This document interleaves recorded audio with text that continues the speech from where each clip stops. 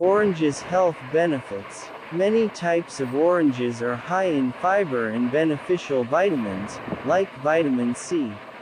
They also contain antioxidants which can have various health benefits, including supporting immune function.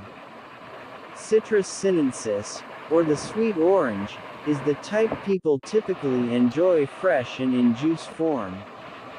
Oranges are a good source of fiber and a rich source of vitamin C and folate, among many other beneficial nutrients. Oranges are a rich source of several plant compounds that may be responsible for many of their health benefits. Its benefits: 1.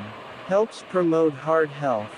A number of nutrients and plant compounds found in oranges, including vitamin C, flavonoids, and carotenoids, may help promote heart health and reduce the risk of heart disease if you consume them at optimal levels. 2. Diets high in citrus fruits may protect against chronic diseases. In addition to protecting heart health, regularly consuming oranges and other citrus fruits may help reduce the risk of other health conditions, including certain types of cancer and diabetes. 3. Anemia prevention. Consuming vitamin C-rich foods may help prevent anemia, a condition that occurs when your body lacks adequate amounts of the mineral iron.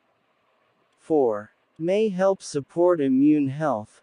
Vitamin C is a powerful antioxidant and helps protect against the process of oxidative damage, which otherwise can negatively affect immune health and increase disease risk. Mga kamatis. Ang mga kamatis ay ang pangunahing pinagmumulan ng pandieta ng antioxidant lycopene, na naiugnay sa maraming benepisyo sa kalusugan, kabilang ang pinababang panganib ng sakit sa puso at kanser. Ang kamatis, Solanum lycopersicum, ay isang prutas mula sa pamilyang nightshade na katutubong sa Timog Amerika. Sa kabila ng botanical na pagiging isang prutas, ito ay karaniwang kinakain at inihahanda tulad ng isang gulay. Ang mga ito ay isang mahusay na mapagkukunan ng bitamina C, potassium, folate, at bitamina K. Karaniwang pula kapag mature, ang mga kamatis ay maaari ding magkaroon ng iba't ibang kulay, kabilang ang dilaw, orange, berde, at lila. Higit pa rito, maraming subspecies ng mga kamatis ang umiiral na may iba't ibang hugis at lasa. Mga benepisyo sa kalusugan ng mga kamatis. Ipinapakita ng mga pag-aaral na ang mga kamatis at mga produkto ng kamatis ay maaaring mabawasan ang iyong panganib ng sakit sa puso at ilang mga kanser.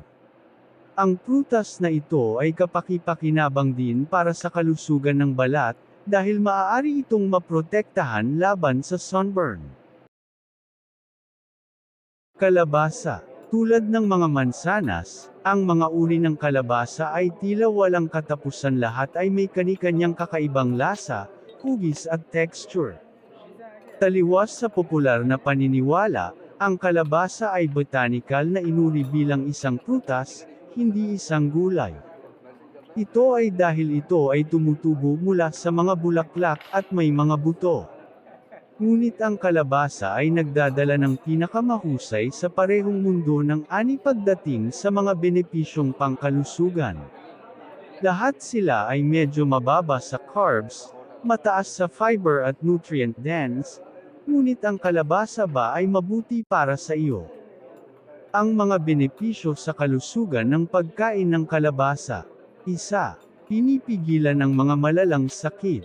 2. Tumutulong na mapanatili ang kalusugan ng buto. 3. Pinapanatiling malusog ang dugo. 4. Sinusuportahan ang kalusugan at paggana ng puso. 5. Pinuprotektahan ang kalusugan ng mata.